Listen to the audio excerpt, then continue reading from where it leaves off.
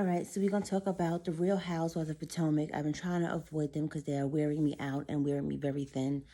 Hopefully the season's coming to an end soon, so whatever. I'm going to get right into it and get it through because I got to, follow through with the process. Season 5, Episode 4, Giselle takes her oldest daughter, Grace, to a dance class, I guess like a mommy and me kind of thing, because she said that she didn't feel important to her mother because the twins adore, and I forget that other little girl's name, because they're twins, they get more attention, and she's just like the last odd man out, basically. So Giselle's trying to do the dance class with her. Giselle does not know how to dance, and her daughter is clear on that, like, Mom, stop. Her daughter's very laid back and reserved, and Giselle is over the top and extra, and it's just like awkward. It's very awkward to see her with her kids. And they take a break and they sit down, and Giselle's like, so what's going on? I want to talk to you about the boat ride that we went on, with your sister and your dad. Yeah, I only went on one boat ride. She know what you're talking about.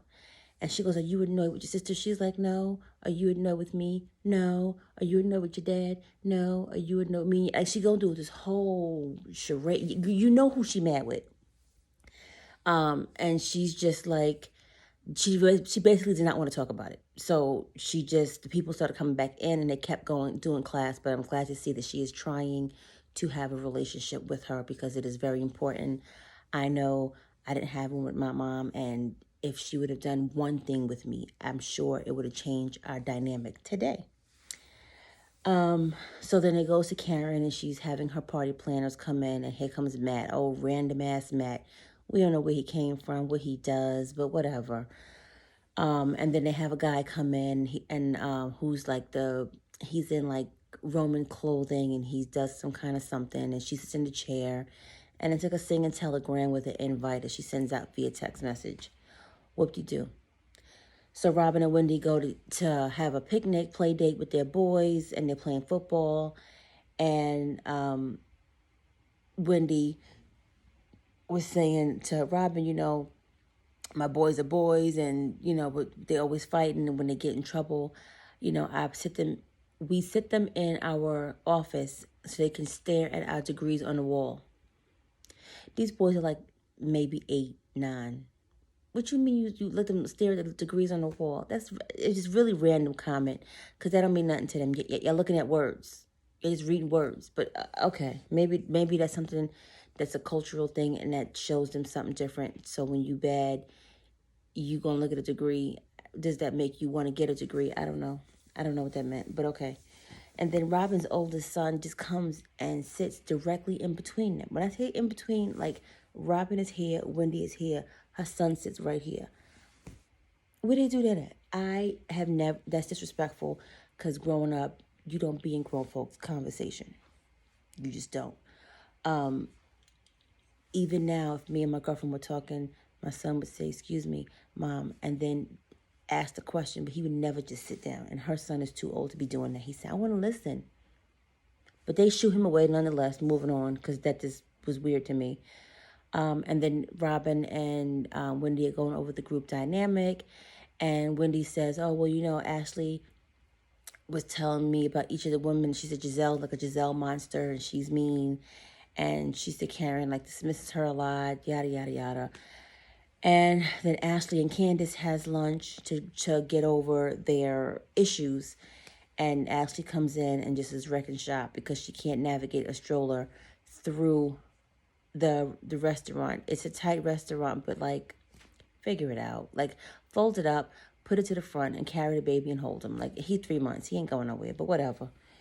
And Ashley's like, oh, he's so cute. She says, hopefully he will look like his mother pretty soon, because he looks like an old little man. He does. Yeah, I seen him. Then they apologize, and she says, when I was tweeting you because you were in a good place, I did not know you were in labor, because I don't follow you to know where you were in that situation. So I apologize for what I said. I apologize for doing it while you were in labor. I did not know. And Ashley is just like, okay, fine, we have to move forward, but we cannot hold on to grudges and go backward. So that's where they were trying to stay as a happy medium. Like, if we're going to forgive and forget, you have to forgive and forget and move on, and don't try to regurgitate what happened before.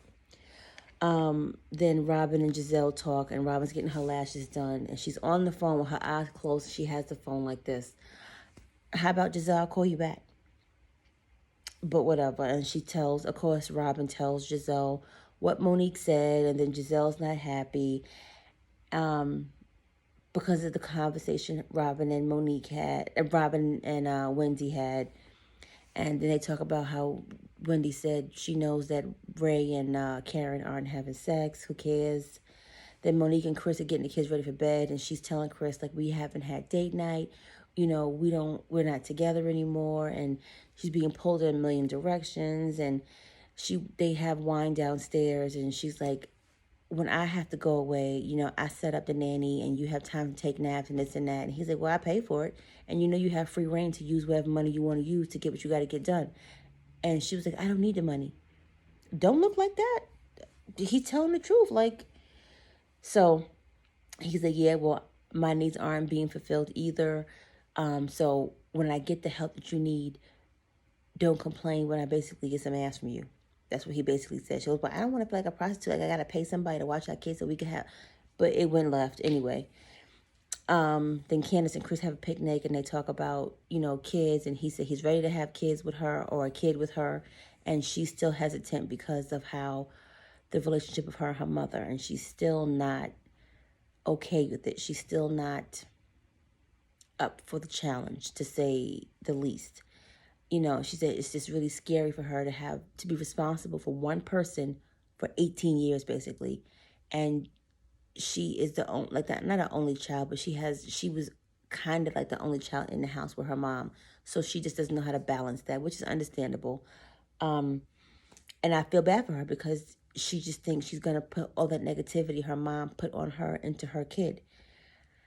So she's just really scared right now. Then Cal goes over to Giselle's house, and Cal is Robin's hairstylist, Jamal's barber from back in the day. And Giselle takes Cal into the basement to her temporary living space. It's her bedroom, her bathroom, her office, and like a living room and her glam room all in the same open space. Giselle, for her to portray herself as this like fashionista, this style diva,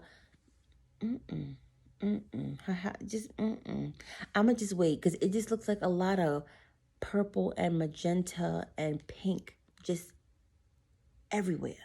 I love purple, like purple, but it ain't it. It's like her house threw up with Kirkland's, Ross, Home Goods, and TJ Maxx, just all in the house. And it was a clearance section, and she put everything up. Not my taste, not my house, so it's not my problem, but it's just looking at it just says something different than what Giselle portrays to be. And then Giselle is talking to Cal about how the girls, don't really care for their parents being together, because for the past 12 years, it's been spread all over social media. Giselle talked about him like a dog a couple seasons ago, and now y'all back together, and it's affecting the children. Yes, Giselle is grown, and she knows what's good for Giselle, and she's just confused because when she was dating Sherman, the kids loved him. She didn't understand why it was such a big deal, and why they don't want her and her dad to be together. And it's like, maybe they don't want you to get hurt again. Maybe they don't see, or maybe they see something in him that you're not seeing when you're not around. But Giselle has to do her, and hopefully her loving him and him loving her, and can push through, and they can get used to the situation. Hopefully it ends well and not in like another separation. They're not living together, kind of like, because Giselle said, oh, when he stays here, when he comes to the Potomac area, he stays at a hotel. He doesn't stay with her, and I guess because he's a pastor and he's not supposed to fornicate, and that's why he don't stay there. Or did she say that in hopes of not portraying him in a not a pastoral light? Maybe. So then Candace and they go to Karen's party, and Robin comes late as usual, but she brings pizza, and it was cute because it was a play off of when she thought Karen had an address that she didn't live at, and she sent pizza, but it didn't work out. And then, Karen asking, asked Giselle, where's Jamal? And she's like, oh, he's in Atlanta. He has to preach tomorrow. So this means that the party's probably on a Saturday night.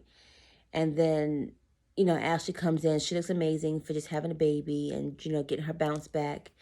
And then Candace says, hey, Giselle, can we have a moment to talk about basically what happened? And she wants to apologize. And then she's like, I want to apologize for what I said to you. And want to move past it and move on. And she's like, okay, but, yada, yada, yada, yada, yada. And Giselle flips it back around. Well, you told Wendy that I was Giselle Monster, and I'm keeping things on surface with you because I can't go deep with you. Giselle, please, you do it to everybody. You do it to everybody. Now somebody's doing it to you, you got a problem because it's a new girl. Calm down. And then they all sitting around in the gazebo, and Ashley's saying she wants a nanny, and Karen's like, well, you better get an ugly one because you don't want no young woman around your man. But okay. And she's saying, Karen's talking about the house and how Ray wants to move to Florida and not retire in Potomac. And I get it because it's not expensive. It's not cheap to live in Potomac or upkeep and maintain on a retirement budget, whether he has a 401k, Roth investments. It's a lot of money upkeep, and you want your money to go further as you get older, and Ray is older. And Wendy was like, oh, yeah, I used to do all over here, even in this couch where I'm sitting. And Karen's like, I don't know what Karen has about Wendy, but it's really annoying because you keep ignoring her when she's trying to have conversation with you. I don't get it yet, but we'll see. Then Karen goes away and comes back with this pink outfit. Picture will be inserted. And they're like, what is happening? And Karen has this big brim hat, as you see in the picture. And she's doing this, and her and Ray are trying to dance. And it's awkward because Ray is just trying to get it in, and it's not working. She has random aerial folks dancing in the background in the grass, and it's just weird.